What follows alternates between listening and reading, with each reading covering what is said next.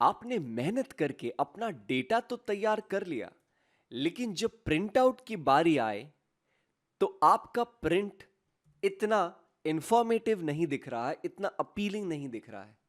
तो आइए देखते हैं कि इस वीडियो में वो क्या अलग अलग 10 इंपॉर्टेंट सेटिंग है जिससे कि आपका प्रिंट आउट बहुत ही उम्दा रहे।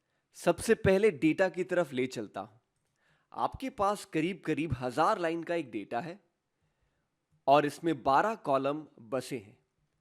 जब आप कंट्रोल पी यानी कि प्रिंट के लिए प्रेस करते हैं शॉर्टकट की, तो प्रिंट प्रीव्यू दिखता है। इसके अलावा जिन्होंने पुराने एक्सेल 2007 वर्जन का इस्तेमाल किया है, उन्हें ये सेम चीज दिख सकती है पेज लेआउट में जाकर और ये छोटे से बटन पे क्लिक करते हुए, और इसके अंदर जाते हुए प्रिंट प्रीव्यू का बटन जो आपको दिखता है, इस पे आप क्लिक कर सकते हैं। सो दो अलग अलग तरीके हैं सेम जगह पहुंचने के लिए। अब सबसे पहले अगर मैं इस प्रीव्यू को देखता हूं तो मुझे कुछ कुछ चीजें मिसिंग लगती हैं। पहली, पेज नंबर, यानी कि मेरे पास कुछ ऐसा मैकेनिज्म हो जो कहे पेज 2 ऑफ 2 या पेज 1 ऑफ 2। इसके अलावा अगर मैं ध्यान से देखूं तो 12 कॉलम में से सिर्फ 5 या 6 कॉलम ही दिख रहे हैं, बाकी के कॉलम्स मिसिंग हैं।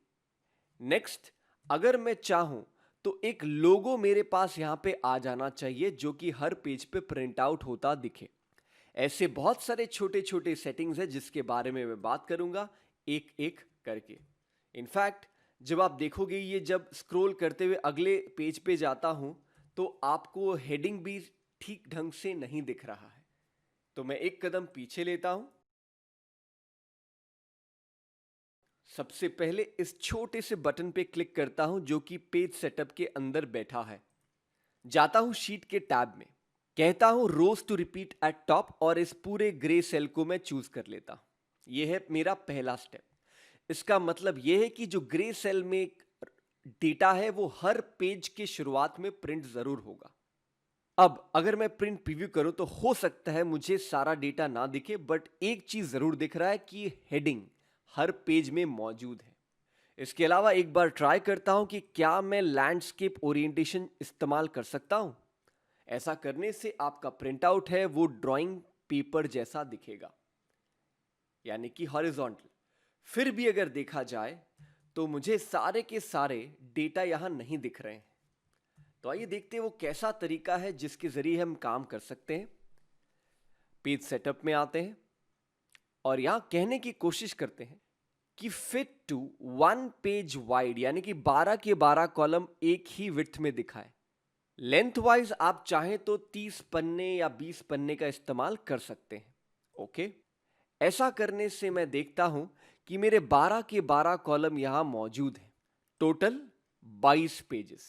ओके, पहले से तो बेहतर है, लेकिन और भी देख सकते हैं कि क्या ऐसी सेटिंग्स है जिससे ये प्रिंट और भी बेहतर लगे। पेज सेटअप, इसके अलावा शीट में जाता हूं, ग्रिड लाइंस को ऑन कर देता हूं और देखता हूं इससे क्या होता है। Okay, right. जब आप प्रिंट आउट लेते हो, छोटे छोटे से डॉटेड लाइंस हैं, ये आपको इस पेज को पढ़ने में मदद करेंगे।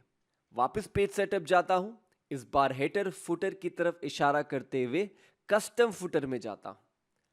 अब यहां पर सेंटर सेक्शन, ये सेंटर सेक्शन का मतलब है कि आप यहां पर कुछ लिखना चाहते हैं। उसी तरह राइट सेक्शन, उसी तरह लेफ्ट सेक्शन। अब मैं यहां मैनुअली लिखता हूं पीजी, यानी कि पेज। अब पेज का नंबर डालने के लिए ये छोटा सा बटन आप सिंगल हैश के द्वारा जो देख रहे हैं, इसे क्लिक करते हैं और फिर हाथ से लिखता हूं OF, यानी कि page 1 of what, total number of pages. ऐसा करने से जब मैं ओके प्रेस करता हूं तो आपको प्रीव्यू में मिलेगा पेज 9 ऑफ 22, पेज 10 ऑफ 22।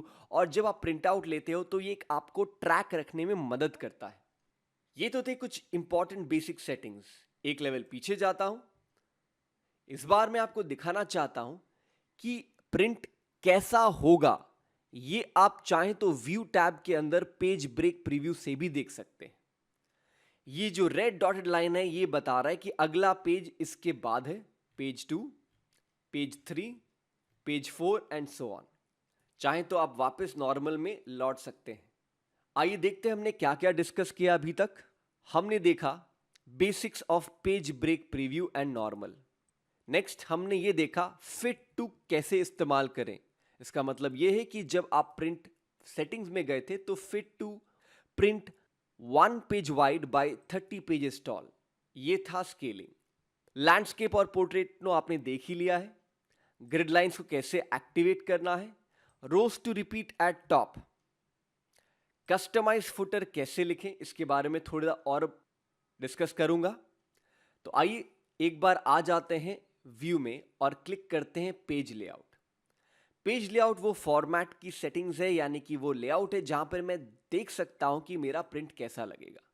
अब मान लीजिए मुझे हेडर के तौर पे एक इमेज चाहिए, तो मैंने यहां क्लिक किया, हेडर फुटर के सेटिंग्स वाले टैब में जाता हूं और आप देख रहे हो कि ये वही ऑप्शंस बटन है जो आपको फुटर में देखने को मिल रहे थे कुछ ही क्षणों पहले।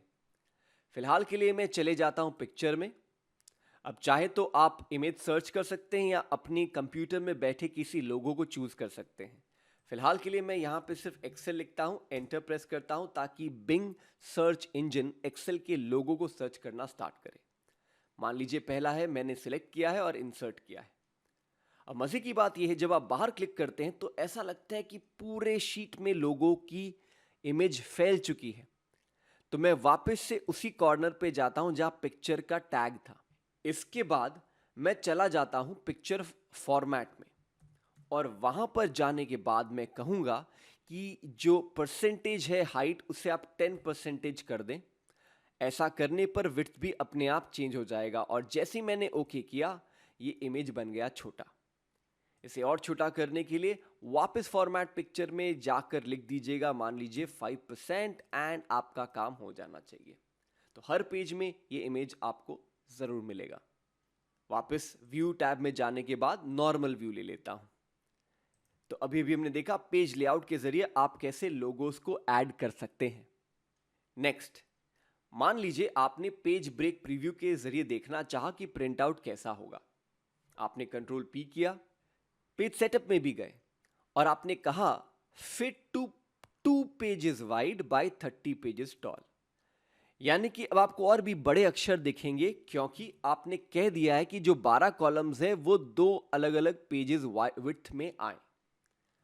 अब इसमें एक प्रॉब्लम क्या है, आइए देखते हैं।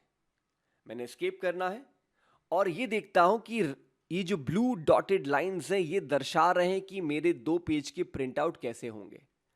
अब प्रॉब्लम ये है कि ये 12 कॉलम्स एक ही सीक्वेंस में है, लेकिन जब प्रिंट आउट होगा तो पेज 1 यहां आएगा और पेज 2 इसके नीचे वर्टिकल, लेकिन इसका जो डेटा है साइड में वो आपको मिलेगा पेज 31 में। सो मैं चाहता हूं कि जब प्रिंट आउट हो तो डायरेक्शन वर्टिकल नहीं, पहले हॉरिजॉन्टल को कंप्लीट करो, उसके बाद अगले रोज में जाना पड़े।